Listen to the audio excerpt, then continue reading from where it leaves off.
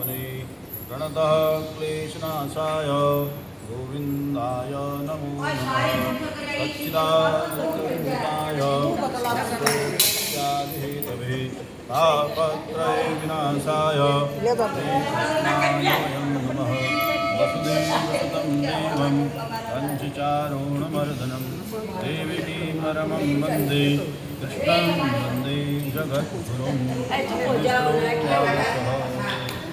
बोलो एकादशी महारानी की जय।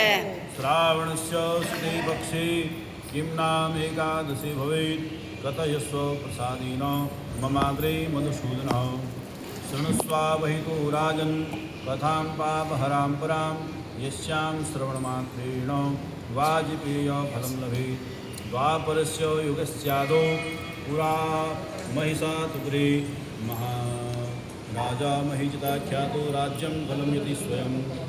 युधिष्ठिर जी बोले कि हे मधुसूदन, श्रावण शुक्ल पक्ष के एकादशी का क्या नाम है, सो कृपा करके मुझसे कहे। तो भगवान श्री कृष्ण बोले कि राजन, ये कथा पापों को हरने वाली है, इसको सावधान होकर के सुनो। इसके सुनने से वाजपेयी यज्ञ का फल प्राप्त होता है। प्राचीन समय में द्वापर युग के प्रारंभ में महिषपुरी में महिषित नाम का राजा राज्य करता था और उसके पुत्र आदि का नहीं थे। बिना पुत्र के यह और लोग तथा परलोक में सुख प्राप्त नहीं होता है। पुत्र जो है, पुत्र की कामना के लिए वह हमेशा चिंता रहता था। अपने वृद्धावस्था देख करके राजा बहुत चिंता हुई और सभी जो है वह सभा में बैठ करके प्रजा के मनुष्य बोला कि हे मनुष्यों, इस जन्म में मैंने कोई पाप तो नहीं किया, इस अन्याय से ना मैंने कोई धन पैदा किया और मुझसे कोई ऐसा दुर्लभ पाप भी नहीं हुआ जो कि मैं जान पा रहा हूँ। और इसका जो है मेरे धन में जो है, मेरे खजाने में कोई पाप का धन नहीं है। ब्राह्मण देवता का धन भी मैंने कभी हरण नहीं किया है। दूसरों की धरोहर को भी मैंने कभी अपने पास नहीं रखा है। कोई ऐसा बड़ा पाप मेरे से नहीं हुआ है। पुत्र की तरह मैंने प्रजा का हमेशा पालन किया है। धर्म से पृथ्वी को विजय किया है। दुष्टता करने पर भ्राता और पुत्र के समान मनुष्य को भी दंड दिया। मैंने मेरे भाई और परिवार में भी किसी ने कोई गलत काम किया है तो मैंने उसको भी दंड दिया है। शत्रु यदि सज्जन है तो उसका मैंने कभी पूजन किया है। यानी अपने घर में दुष्ट हो गए तो उनको दंड दिया है और मेरे कोई शत्रु कोई अच्छे हैं तो मैंने उनकी पूजा भी करी है। उस उत्तम ब्राह्मणों, इस प्रकार मैं धर्म के मार्ग में तत्पर रहा हूँ। मैंने हमेशा धर्म पर ही चला हूँ। मेरे पुत्र क्यों नहीं होते, इसका विचार करो। ब्राह्मण और प्रजा की इस बात को सुन करके आपस में सबने विचार किया। राजा के हित का विचार करके सब लोग जो है सघन वन में चले गए, घनघोर जंगल में चले गए और इधर उधर ऋषियों के आश्रमों को देखने लगे। राजा के हितैषी मनुष्य ने घोर तप करते हुए चैतन्य, आनंदमय, आरोग्य, आहार रहित, मन को वश में करने वाले, क्रोध रहित, धर्म तत्व जो है ज्ञाता, सब शास्त्रों के चतुर लोमस ऋषि को देखा वहाँ, जो कि अनेक ब्रह्माओं के समान दीर्घायु थे। एक कल्प बीतने पर जिनका एक रोमांच गिरता था, इतने काल को जानने वाले उस मुनि का नाम लोमस पड़ा। उनको देख करके सब प्रसन्न हुए और उनके पास हुए जो है ध्यान पूर्वक यथायोग्य उनसे नमस्कार किया और उनसे बात करने लगी आपस में। हमारे भाग्य से ये मुनीश्वर मिले हैं। इनको नम्र देख करके मुनीश्वर बोले कि तुम किस लिए यहाँ आए हो, इसका क्या कारण है, सो कहो। मेरे दर्शन के आनंद से तुम क्यों स्तुति कर रहे हो? मैं अवश्य तुम्हारे हित करूँगा। हम सर के मनुष्य का जन्म परोपकार के लिए ही हुआ है, इसमें कोई संशय ही नहीं है। मनुष्य जो लोग थे वो बोले कि हम अपने आने का कारण कहते हैं। आप सुनिए कि हम जो है संदेह निवारण करने के लिए आपके पास आए हुए हैं। आप ब्रह्मा के समान श्रेष्ठ हैं और आपसे उत्तम और कोई पुत्र हमें प्राप्त नहीं हुआ है, इसलिए कार्यवश हम आपके पास आए हुए हैं। यह महिषित नाम का जो राजा है यह पुत्रहीन है, इसके पास कोई पुत्र नहीं है। हे ब्रह्मन, हम उसकी प्रजा हैं और उस पुत्र की तरह उसने हमें हमारे साथ रक्षा करी है, हमारा पालन अपने परिवार की तरफ से किया है।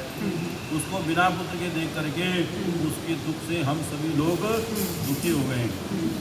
तो दृढ़ विचार के हम तप करने के लिए यहाँ आए हैं। हे दुर्श्रेष्ठ, उसके भाग्य से हमको आपका दर्शन हुआ है।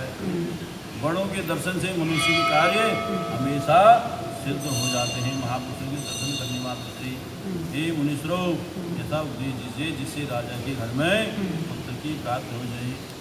इस प्रकार उनका वचन सुन करके मनुष्य थोड़ी देर ध्यान करके लगे और उस राजा ने पहले जन्म का वृत्तांत जान करके मनुष्य बोले कि पहले जन्म में यह राजा निर्धन और क्रूरता से कर्म करने वाला वैश्य था। बड़ा निर्धन था और क्रूर काम करता था, बढ़िया था। एक गांव से दूसरे गांव में जाकर के हमेशा व्यापार करता था। और एक समय ज्येष्ठ मास के शुक्ल पक्ष में द्वादशी के दिन मध्याह्न के समय गांव की सीमा के पास जो है प्यास से व्याकुल हो गया। वहाँ सुंदर जलाशय को देख करके जल पीने का इसने विचार किया। वहाँ हाल ब्याह हुई गौ जो है बरसात समय जल पीने को आई थी। वह प्यास और धूप से व्याकुल थी, वह उसका जल पीने लगी। जब भैंस ने जल पीती हुई गौ को हटा करके अपने आप जल पिया, उसी पाप से राजा पुत्रहीन हो गया है। गाय को पानी नहीं पीने दिया और स्वयं वहाँ पानी पीने लग गया। पहले जन्म के किए हुए पुण्य से निष्कंटक राज्य के मिला। वे मनुष्य बोले कि मुने, पुराण में सुना जाता है कि पुण्य के प्रभाव से पाप दूर हो जाते हैं, इसलिए पुण्य का उपदेश दीजिए जिससे पापों का नाश हो और आपकी कृपा से इनके घर में पुत्र हो जाए। लोमस ऋषि बोले कि श्रावण शुक्ल पक्ष में पुत्रदा नाम की एकादशी बड़ी प्रसिद्ध है। उसका व्रत न्याय और विधि पूर्वक करो। रात्रि को जागरण करना और उसका निर्मल जो पुण्य है वह सब राजा को दे दो। ऐसा करने से निश्चय ही राजा के घर में पुत्र प्राप्ति हो जाएगी। इस लोमस ऋषि के वचन को सुन करके और उनको सबने प्रणाम किया। प्रसन्न होकर के सब अपने अपने घर लौट आए। श्रावण मास आने पर लोमस की बात याद आई और उन सब ने जो है राजा से श्रद्धापूर्वक इस एकादशी का व्रत किया। द्वादशी के दिन सबने अपना पुण्य जो है संकल्प करके राजा को दे दिया। इस पुण्य देने से राजा की सुंदर जो पत्नी थी वह गर्भवती हो गई और उसने एक सुंदर से पुत्र को जन्म दिया। हे नृपश्रेष्ठ, इस प्रकार यह पुत्रदा नाम की एकादशी बड़ी प्रसिद्ध है और इस लोक और परलोक का सुख चाहने वालों को इस एकादशी का अवश्य व्रत करना चाहिए। इसका महात्म सुन करके मनुष्य सब पापों से छूट जाते हैं और यहाँ पुत्र का सुख पाकर के अंत में वह राजा भगवान के परम धाम को प्राप्त हुआ। बोलो एकादशी महारानी की, राधा महिवाली की। अब आप एकादशियों का स्मरण करना जी, सभी एकादशियों का।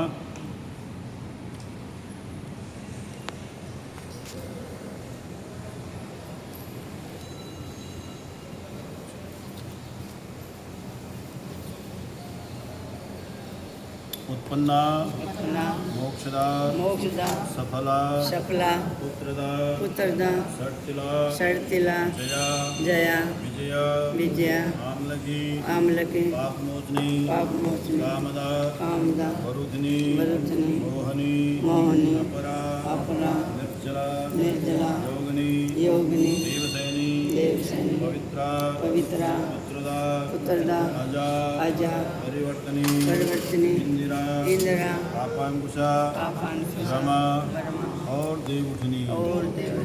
अधिक मास में आती जी पद्मनी और परमा नाम की दो एकादशी आती है जो अधिक मास आएगा। बोलो एकादशी महारानी की जय, दादा महिवाली की जय, दादा मालिनी नमः। ओम चंद्रमा मनसो जात चक्षो सूर्यो अजायतः श्रोत्रान्वायच प्राणसमुखा अग्निरजायतः।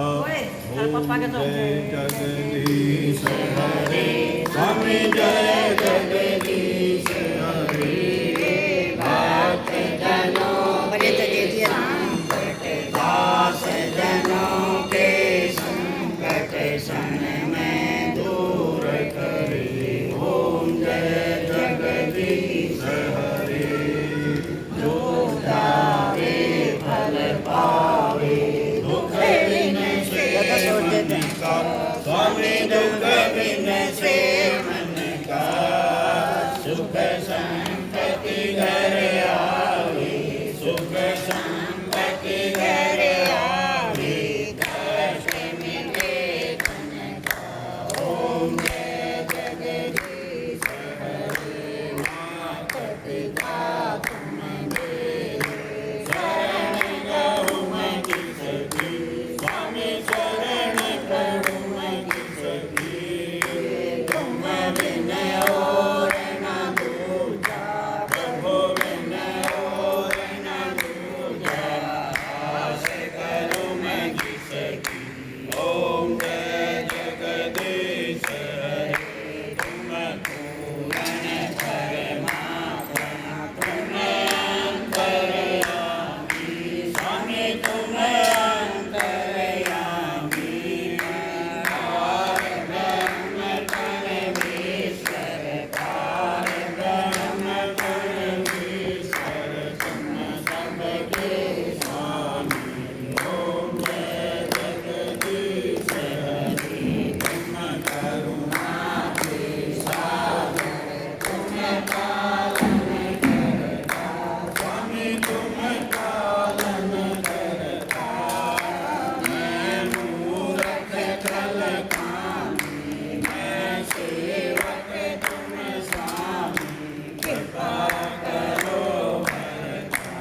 ओम जय जगदीश हरे, तुम हो एक अगोचर, सबके प्राणपति, स्वामी सबके प्राणपति, विसर्जन लो दया में, कैसे आऊं शरण में, तुमको मैं तुमकी।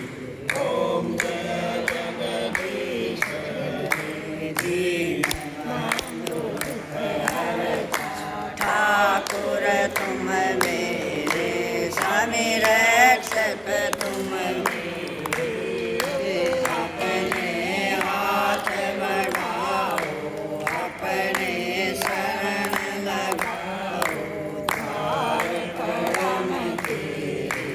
ओम जय जगदीश हरे, विषय विकार मिटाओ, पाप हरो देवा, स्वामी कष्ट हरो देवा, श्रद्धा भक्ति बढ़ाओ, श्रद्धा प्रेम बढ़ाओ, संतन की सेवा। ओम जय जगदीश हरे, मन मन धन सब कुछ है तेरा, स्वामी सब कुछ है तेरा, तेरा तुझको अर्पण, प्रभु का प्रभु को समर्पण, क्या लागे मेरा। ओम जय जगदीश हरे, श्याम सुंदर जी की आरती, जो कोई नर गावे, स्वामी प्रेम सहित गावे, कहत शिवानंद स्वामी, भजत हरि हर स्वामी, मन वांछित फल पावे। ओम जय जगदीश हरे, ओम जय जगदीश हरे, स्वामी जय जगन्नाथ हरे, भक्त जनों के संकट, दास जनों के संकट, सन में दूर करे। ओम जय जगदीश हरे। आत्मध्यस्तुम तो इम्रांतम केशोर्यम लग्नम नृत्याणं ब्रह्मत्याम विबोधि, लो एकादशी महारानी की, दादा मणिवाले की, जगदम्बा माता की जय, सच्चे दरबार की जय। नाना सुगंधि पुष्पाणि धाकारो भवान् च, पुष्पाञ्जलिर्मया दत्तं गृहाणो परमेश्वर, मंत्र पुष्पाञ्जलिं समर्पयामि, नमस्करोमि। लो जी, आप तो लो।